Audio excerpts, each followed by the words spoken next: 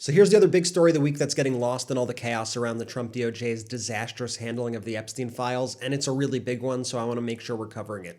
The Trump administration yesterday imposed the visa sanctions on various European officials and leaders of anti-disinformation groups, accusing them of censoring American speech, and it's really all because the EU levied a £120 million fine on Elon Musk's X, formerly Twitter, for violating EU law around disinformation and deceptive advertising practices. So now the full weight of the US government is attacking the EU as reinforcements for the richest man on the planet, as if we needed any other proof that we live in an oligarchy. Secretary of State Marco Rubio claims that these individuals who were sanctioned pressured US tech platforms to suppress viewpoints they oppose, a charge that European leaders are calling absurd and authoritarian.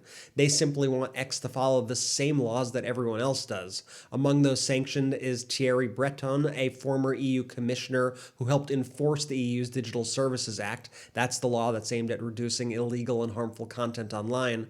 Breton fired back, asking if McCarthy's witch hunt is back, and warning Americans that censorship isn't happening where they think it is, and he's right. The Trump regime is censoring our media here in the US and then crying free speech when their criminality is called out. The administration also targeted Imran Ahmed of the Center for Countering Digital Hate, along with leaders of the Global Disinformation Index and Germany's Hate Aid.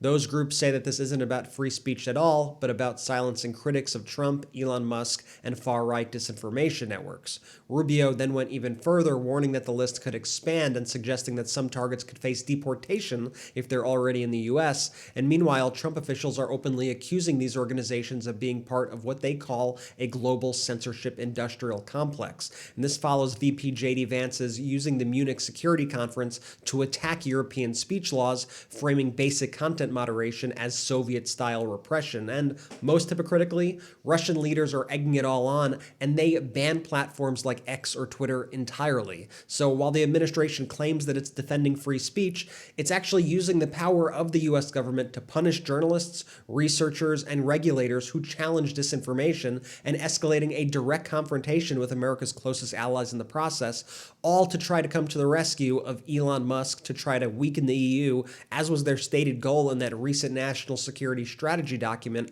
that we reported on just a few weeks ago. And so let this be a reminder to everybody that through all the chaos that DOJ is throwing at us, there are still major stories with massive implications unfolding, and we better stay on top of it all.